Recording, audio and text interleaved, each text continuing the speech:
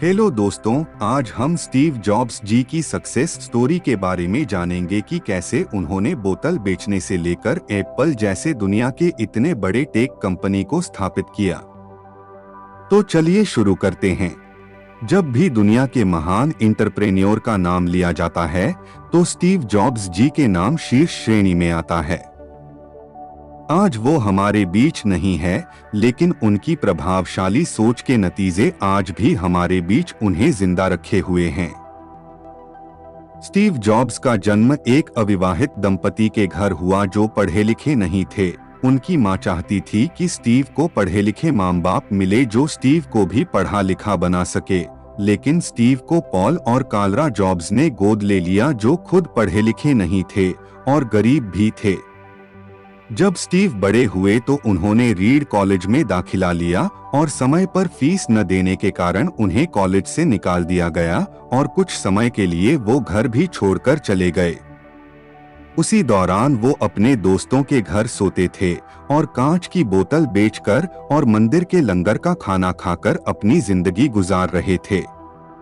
उसी दौरान वो उनके कॉलेज के दोस्त डैनियल कोटके के कहने पर अध्यात्म की खोज के लिए भारत में नीप करोरी बाबा के आश्रम कैंची धाम नैनीताल गए और 7 महीने भारत में रहकर फिर से अमेरिका चले गए। अमेरिका जाकर वो अटारी नाम की गेमिंग कंपनी में जॉब पर लग गए। उसी दौरान उनकी प्रेमिका से उन्हें लड़की हुई जिसका नाम लीसा है, जिनके नाम पर बाद में कंप्यूटर भी बना। काफी समय डिप्रेशन और गरीबी से जूझने के बाद वो एक दिन उनके दोस्त स्टीव वाजनिएक के घर पहुंचे, जहां उन्हें एक कंप्यूटर दिखाई दिया और स्टीव उस कंप्यूटर से इतने प्रभावित हुए कि उन्होंने अपनी बनाने की ठान ली। 1 अप्रैल 1976 को स्टीव जॉब्स, स्टीव वाजनिएक और साथियों ने मिलकर जॉब्स के घर के गैराज में कंप्यूटर बनाने स्टार्ट किए और पहले कंप्यूटर का नाम एप्पल 1 रखा गया। एप्पल 1 की सफलता के बाद उन्होंने 1977 में एप्पल 2 का निर्माण किया जो इतना सफल साबित हुआ कि 1993 तक बिका और तब तक 50 लाख से ज्यादा कंप्यूटर बिक गए थे और उन्होंने सफलता की ऊंचाइयों को छू लिया। 1979 में उन्होंने माउस बनाया और ग्राफिकल यूजर इंटरफेस का निर्माण किया। 1983 में लीसा नाम का कंप्यूटर बनाया जो असफल रहा, जिससे उन्हें काफी निराशा मिली। असफलता के पीछे अहम कारण ये था कि वो मार्केटिंग पर ध्यान नहीं दे पा रहे थे। तभी उनकी मुलाकात जॉन स्कल्ली से हुई जो पेप्सिको के मार्केटिंग हेड थे।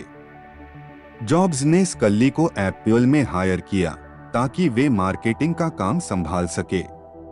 इसी बीच 1985 में दोनों की सोच में फर्क के कारण मतभेद इतने बढ़ गए कि बोर्ड मीटिंग में जॉब्स को एप्पल के प्रमुख पद से हटा दिया गया।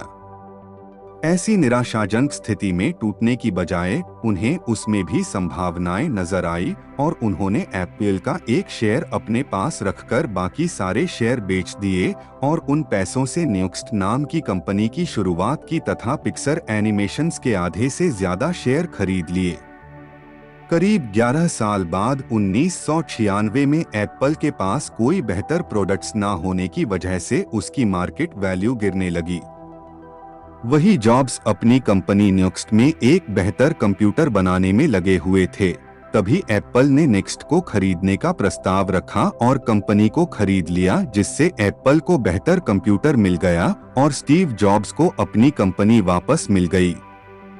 फिर आने वाले सालों में स्टीव जॉब्स ने आईपॉड, आईट्यून्स और आईफोन जैसे बेहतर प्रोडक्ट लाकर एप्पल को दुनिया की सबसे वैल्यूएबल कंपनी बना दी।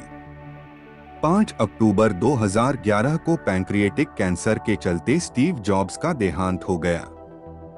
मेरा मानना यह है कि स्टीव जॉब्स के दुनिया छोड़ने के बाद एप्पल और उनके प्रोडक्ट्स में कोई विशेष बदलाव नहीं आया है, क्योंकि एक बहुत ही बड़ी अलग सी पर्सनालिटी का अंत जो हो गया है। स्टीव जॉब्स कम चीजों का इस्तेमाल करके बेहतर जिंदगी और साधनों का निर्माण करना जानते थे। सादगी में सुंदरता देखने का उनका नजरिया उन्हें बाकी बिजनेसमैन से अलग करता है, जो मेडिटेशन की देन है। उन्होंने अपनी सोच, कल्पना, इच्छा शक्ति को इतना बढ़ा दिया था कि वे किसी भी चीज का परिणाम अपनी सोच से निकल देते थे।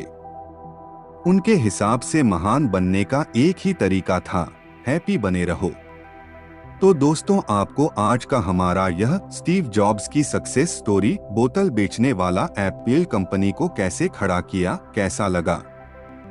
क्या आप भी बिजनेस करना चाहते हैं? आपको ये वीडियो कैसा लगा ये कमेंट जरूर कीजिए और अपने फ्रेंड्स को शेयर कीजिए। ये सा ही वीडियो देखने के लिए हमारी चैनल को सब्सक्राइब कीजिए।